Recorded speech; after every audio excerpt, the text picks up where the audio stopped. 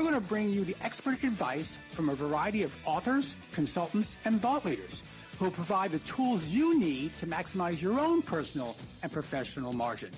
Welcome to the Massimo Show.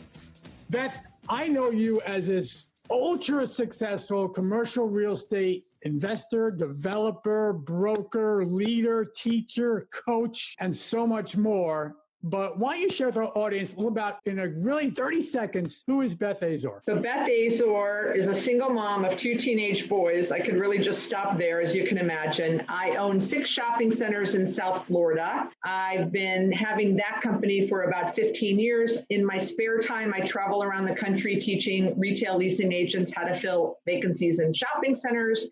And I had an 18-year career from rookie to president with a company in Miami called Terra Nova, where we were the largest third-party service provider for shopping centers for institutional clients in Florida. And it's fair to say, we'll get into this a little bit. In your passion, there's so many passions. I follow you on Facebook and LinkedIn. You have so many passions. But one of your passions is making sure that women also have the opportunities that you had to go out there and make a difference. Yeah, using commercial real estate as a vehicle. But tell us a little about that as well. I have always wanted to own my own real estate, and I had the blessing of working with a guy by the name of Stephen Vittel. He was the chairman of Terra Nova, and he came to me early on in my career as a young leasing agent. I was making, just starting to make 6 figures, and he kept saying, "Hey, we're going to invest in this deal. Do you want to invest?" And I would never have the money. I didn't have the discipline back then as a young leasing agent to put money aside to invest. And after the third ask, he literally dragged me by the neck to the local community bank, and he co-signed a note for me for $50,000 so I could invest in my first deal, which we ended up owning for about 23 years, sold a couple years ago to Kimco, and made hundreds and hundreds of thousands of dollars on that initial $50,000 investment. So I was blessed to have a guy like him. I want to help other people. Not that I'm going to go co-sign a bunch of $50,000 notes, but in my last development where I bought a 1970s 2-story office building, we knocked it down and we just opened a Starbucks multi-tenant building. 4 leasing agents that I have known each put in less than $10,000 as one of my family and friends, because I want to give people a leg up. And without leasing agents, Rod, there would be no development, no shopping center owners. You have to have people who can bring the tenants to the deals. And they rarely get the opportunity to invest and help grow their wealth. And I really want to help women and men, especially leasing agents, do that. That's awesome. And I got to become part of that family and friends and invest with you, because I know you are so passionate about what you do. But let's talk about you and help the audience understand. I know you're a single mom, 2 boys. Let's go beyond that, though. Let's go back to when you were a teenager and you were in high school. Where were you living? And were you an entrepreneur back then? Did you have certain passions? Where were you back then? So Flagler Beach, Florida, a small town between Daytona and St. Augustine. My dad was in residential real estate and sold lots in Milwaukee, Wisconsin for ITT, who had planned development in Palm Coast, which is right next to Flagler. So he took our family down to Flagler Beach when I was 14. I was a freshman in high school. We moved in April. And first I was a flag girl, then I was a cheerleader. I literally just found a newspaper article when they announced that I was the editor of the school newspaper. I posted that on Instagram and said, "See, I was putting out content when I was 16. I worked. My parents, when we moved to Florida, my dad opened his own brokerage firm, and they also bought a motel on the beach. So every night I worked. My parents believed that when you turn 11, you start working. So I cleaned houses for my parents for their business. I cleaned motel rooms. I cleaned hair salons. Cleaning, I guess, was the easy job when you're a teenager. And then when I grew a little bit older, I sat at the front desk at the motel every night. I did my homework and then checked people in, like a 20-unit motel on the beach in Flagler. So I was involved in everything, student council, just very active, but also worked and just loved life, loved living on the beach in Flagler. It was fun. So did you head off to college at a certain time? I did. I went to Florida State University. I wanted to go to be a Gator, but when I sent my 2 applications to Tallahassee and Gainesville said, "Congratulations, you're accepted, but you need to come in the summer." And then the next day I got the letter from Tallahassee that said, congratulations, you're accepted. See you in the fall. And I went, I'm going to be a Seminole. I wanted one last summer of fun. And I always tell young people, it really doesn't matter where you end up. It's what you put into it. It's really what you make of it. So I got to Florida State. I lived in a dorm. The second year I was an RA. So I became a leader in the dorm. And then I joined a sorority my junior year. And my senior year, I ran Greek Week for the campus. And again, doing my spring cleaning now I'm finding all of these articles where I led the largest muscular dystrophy fundraising marathon at the school at the time. And I was getting all of these accolades. So I love being very busy and giving back to the community and having a lot of fun. I did end up in the hospital the last month of my senior year because I think I had like monos. But so Florida State, I'm very involved with them now. I started their real estate foundation a few years ago, which was really exciting and neat, basically creating a Protect the Perimeter campaign for the campus, where we would stealth-wise go out and put properties under contract to protect and defend against the perimeter of the campus. So that was exciting and fun. And I've rolled off recently. So I started it and now other people can take it from here.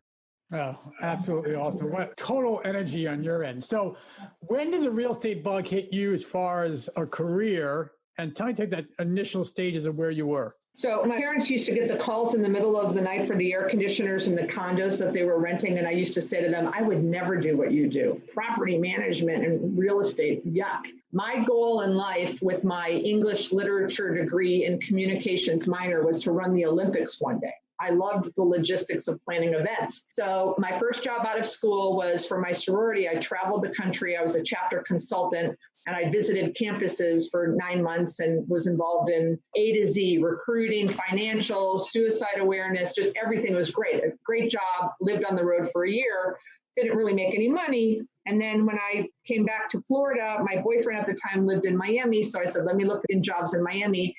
And I got a job as the special events coordinator at the Heart Association of Greater Miami. Loved that job. It was perfect for what I wanted to do. But I started making $11,000 a year, which for your younger audience would mean about 30 today. So at 11,000 and all through college, I had gotten my real estate license when I was 18, because when you're in a family of real estate people, that's what you do. And during the summers of college, I would sit open houses for my parents and make a little cha-ching commissions from them. When I got the job making 11 for the Heart Association, I started doing the open house thing on weekends. For 2 years straight, I'm at the Heart Association, loving my job. I went from 11 grand to 23 grand. So doubled my salary, loved my job. But I started making I think I was making $50 a weekend when I first started on the real estate gig. Then I started selling houses. So I was probably making about 10 grand, which was 50% of my full-time gig, selling luxury homes in a development. And the American Heart Association executive director pulls me into her office one day and said, look, we love you, but your ambition exceeds us much more than you do. And I'm the executive director. You're kind of capped out. So why don't you go do the real estate thing full time and just volunteer for us and be on our board, which was unbelievable at the time that she thought about me versus the company. So I did that. I did a flip flop. And I did the real estate, because the real estate people were pushing me to come full time anyway. So I did that. And I went from working 7 days a week to sitting in a trailer 5 days a week reading People magazines. And I just thought I was so unhappy.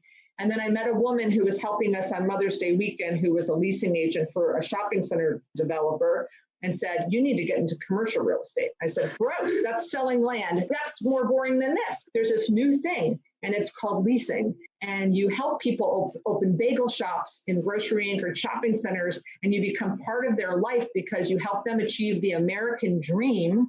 And they love you, and they'll invite you to every wedding, bar mitzvah, communion, baptism. I said, sold. I want that job. That just sounded great. Okay, that was so important what you just said. I mean, it's so critical of how this young lady, this mentor, this initiator to your career, to what ended up being your life from a professional level, transformed a service to it was a transformation is what it was. What were you doing for others, the service you provided? And that's where a lot of us miss the boat. So people say, Rod, you're a coaching company. Like, no, that's not what we do. We don't coach people. We transform their lives to what they get where they want to get. You transform their lives and gain that American dream. anyone out there listening, regardless of what you do, if you can't provide transformation and articulate it and prove it, you're going to be a commodity. And Beth has never been a commodity, by the way. Okay, Beth. So now you get this idea or this potential opportunity to lease. Continue, please. There's this company down in Miami called Terra Nova, and they have a training program for people who want to be leasing agents. So I call up Terra Nova and I said, I hear you have a leasing agent training program. They said, we do. I said, who's in charge of that? They said, Donna Abood. And I said, Donna Abood from Florida State? They said, yeah, she went to Florida State. Rod, she was my sorority sister. There's no coincidences. I call her up and she goes, Beth from Florida State? And I said, yeah. And she goes, you're hired. Just come meet the boss. So I went down and I met Steven. He was 27. We had 11 people. And I was there 18 years. I was the president the last 6 years I was there. And we had over 125 people when I left. Oh, my goodness. So was that, if we always ask this question, and I don't want to assume anything, if there was a one big wow moment that just accelerate your career, was Abood that wow moment? She definitely gave me the start.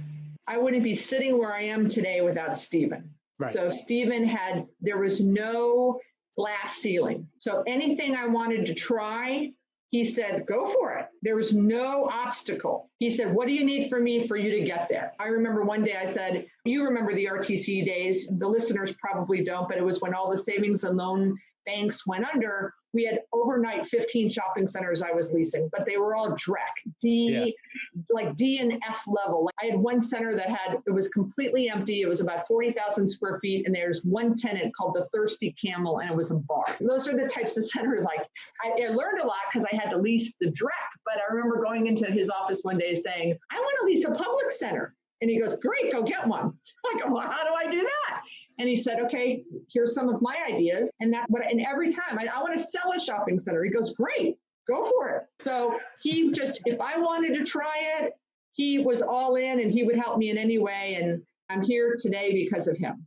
Oh, that's awesome. Here's what we're going to do. We're going to take a short break, but when we come back, we're going to ask Beth some serious questions about the future of retail and the commercial real estate side, as well as get into the 5 factors that really drive her success, and then ask some crazy questions to get to know a little better. So hold on. We'll be right back with the Massimo Show. Hey, this is Rod Santomassimo, and we always tell our coaching clients that knowing isn't doing. That's right. Don't kid yourself.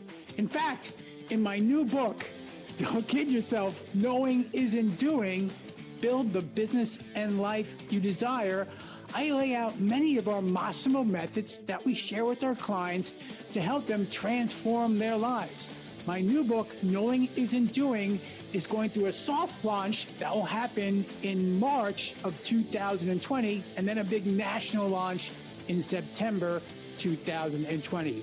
For more information, check out knowingisn'tdoing.com. Hey, this is Rod Santomassimo with the Massimo Show, and we are back with the one and only Beth Azor. I will tell you, in retail, I've only met 2 people that have a brand, have an image, just have the persona, they just resonate, folks, and Beth happens to be one of them. So, Beth, welcome back to the Massimo Show. Thanks, Rod. Beth, I have to ask you first. The other person I met, and her favorite color was pink, by the way, and sadly she passed away a couple of years ago, was Faith Consolo. Did you ever a chance to meet Faith? Absolutely. I would consider Faith not a great friend, but we definitely sat on many panels together with crew, and she was definitely a dynamo, and what a loss to our industry. Yeah, you have to have, and fashion is my passion, Rod. Fashion's my passion. So let's talk about your passions, and that being retail real estate. Bet there's a lot of concern, a lot of writings, a lot of grumblings, a lot of forecasts, right or wrong, that retail is dead. Brick and mortar retail is dead. Every day I watch the news, which I try not to watch, by the way, but when I do see it, it's this closing. Yesterday it was Macy's closing 123 stores, I believe it was. So Beth, retail is your life. What is the future of retail, specifically the brick and mortar retail? Let me just say, in response to Macy's announcement yesterday, Sephora announced they're opening 100 new stores. So what I say is retail's not dead, but bad retail's dead. So Macy's, bad retail. Sephora, great retail. So retail's not dead. I like to throw around the stat that I think there's $5.4 trillion of retail sales revenue in 2019, and 7% of that is online retail, Rod. Guess what percentage was catalogs in 1960s? In 1960, what percent was catalogs? I think it's probably double digits. 10%. So catalogs were 10%, and no one was running around saying it's the retail apocalypse, right? So is online here to stay? Of course. But guess what? We have our dear friend in common, Gary Vaynerchuk, who we both look up to and we like. And he was on a call-in show where I bought a case of wine and I got a chance to ask him a question.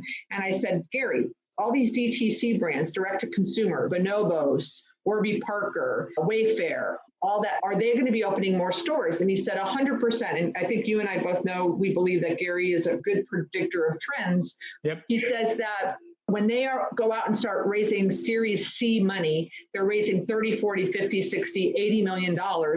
They take that money and they start looking for bricks and mortar locations. So that's going to be the retail renaissance. You're going to see more. There's a group called the Fifth Wall, which is a private equity fund, the group that gives these kind of monies to these direct-to-consumer retailers. They predict that in the next year, 850 bricks and mortar locations will be opened by direct-to-consumer brands. When I talk to my friends who are in retail tenant rep these days, they're kind of down in the mouth and they're like, gosh, there's no more rollouts. Where were the rollouts of the 80s and 90s? And I challenge them, have you gone to meet with the direct-to-consumer brands? Because they're going to start rolling out. Now, maybe they won't roll out with 20, 30 at a time. Maybe they'll roll out with 4. They'll dip their toe in the water. But there are many direct-to-consumer brands that are opening now hundreds of locations. So that's the first thing is there's a new sheriff in town. It's called the direct-to-consumer brands. And if there are retail tenant rep brokers out there that are looking for something to do, I highly recommend that they go try to create relationships with those guys because they will be opening more bricks and mortar. With shopping centers, I own small, unanchored shopping centers. I have one grocery anchored shopping center. And the tenants that are filling our centers these days are the 4 new F words. And don't worry, I know this is a family show, but they are food, fun, fitness, and then go with me here, physicians. So it's medical, it's fun, like bounce house, the competitive socializing. JLL wrote a report that the millennials, they still like to go out, but when they go out, they like competitive socializing. So escape rooms, barcades, axe throwing, the Top Golf. This is a new wave of fun, competitive socializing where you can go out with your friends and compete with them and have fun and play a game. We know about physicians. We certainly know about food. In 2015 was the first year in our history of our world in the US that dining out exceeded grocery sales for the home, which is why you see in my world, I started in 1986, you would never have more than 10 or 15% of your shopping center GLA be food. Right. Now it's 50%. So food, fun, and then fitness. I know you love to run. I'm sure in North Carolina, in every little shopping center that you drive by, you see a boutique fitness concept. So fitness and health has become at the top of most people's goals. And there's still larger gyms opening too, but this whole spin-off to do the smaller units, the fitness boutiques. So those are the concepts that are filling our shopping centers today. Yes, we no longer have clothing boutiques and shoe stores and retail, pure retail, because if that becomes a commodity, the pure retail play, they can get that on Amazon and get it delivered. But the experience, going out to eat with your kids or your spouse or your girlfriend or your friends, going and having fun throwing. Let's see what that's all about. Top Golf. You can't do that online. You can. I was sick during the holidays and I actually did a video doc, but guess what? 10 days later, when I wasn't feeling better, I actually went into the urgent care. So physicians kind of still need to go in. And then fitness. You can do fitness at home in front of your computer, but people want an opportunity to get out and socialize with others. Mark Wahlberg's behind this F45 concept, and he's got, ads every time I turn around on Facebook showing him working out with 20, 30, 40 people at F45. Love it. Okay, Beth, it's time for 5 factors of success in 5 minutes. We're going to time it, and I know you're going to make it. Are you ready? Yeah. Okay, ready? I got my little stopwatch here. Go prospecting. How do you and/or your team prospect? I canvass every week, every Tuesday, 1 to 4, 30 business cards or 3 hours, whichever comes first. And I do about 300 Facebook prospectings every week. Expand on Facebook prospectings. What do you mean? So I create a targeted list. So I want barbers. So last night from 10:30 to 11, while I'm watching Netflix, I went to the text portion on the Facebook and DM'd 10 barbers in Fort Lauderdale. 4 responded, 3 said no thank you, and 1 said, where are your shopping centers? And we have a showing on Friday. Awesome. Okay. Marketing. What do you do to market yourself, your firm, your brand? So I put out a lot of content on LinkedIn. I started Instagram a year ago. I do some Facebook.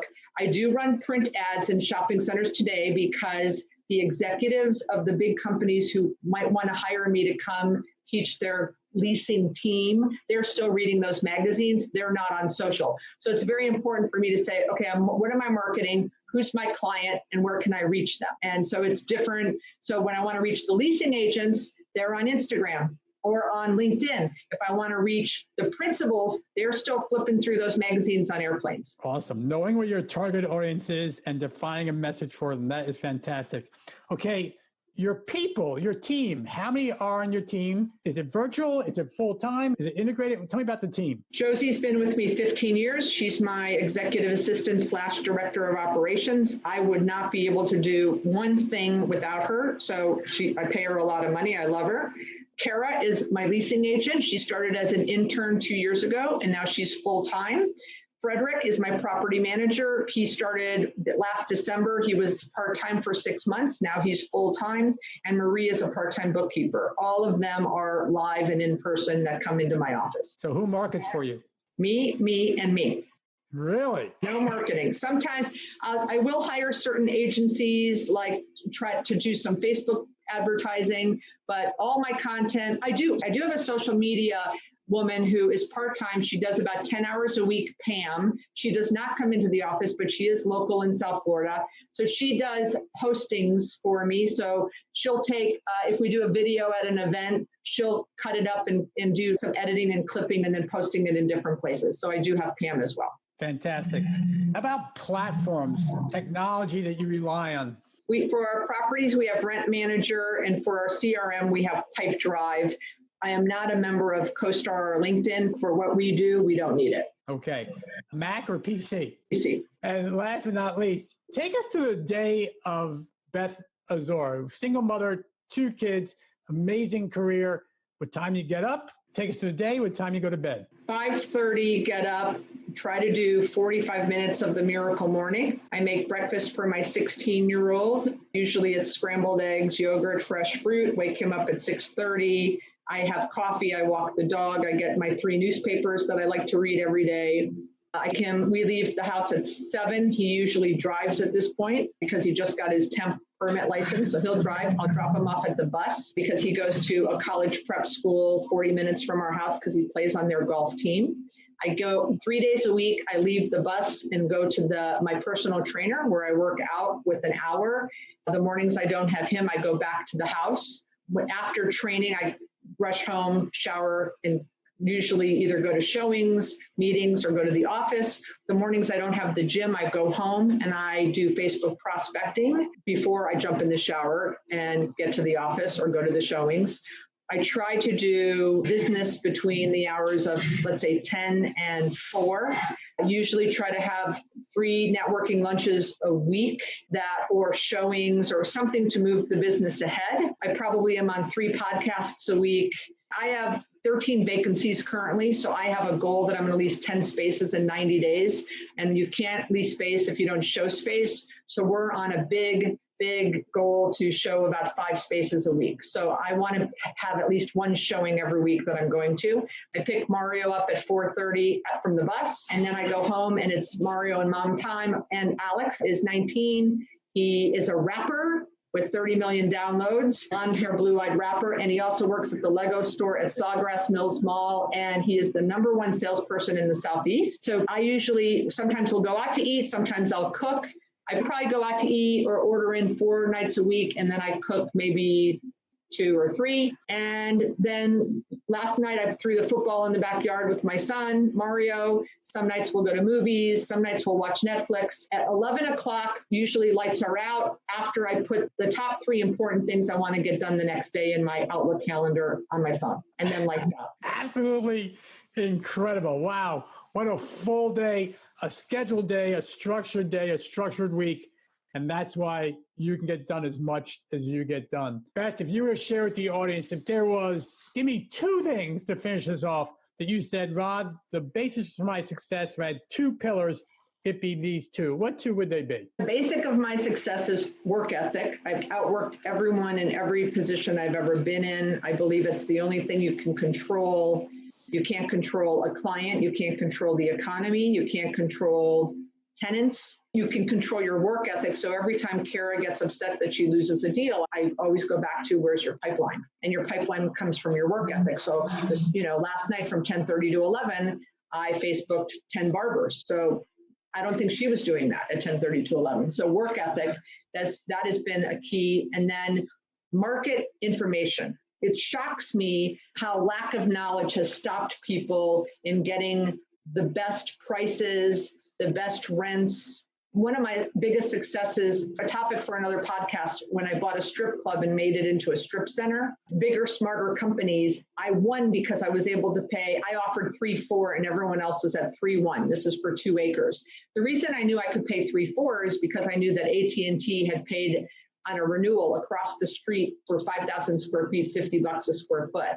And my competition was underwriting the land and a potential strip center at 40 in rent. And I was underwriting it at 50, knowing I could probably get in the 60s, which I did. It shocks me every day, year after year, when I'm talking to people and they have zero understanding of market information and market comps, especially the veterans.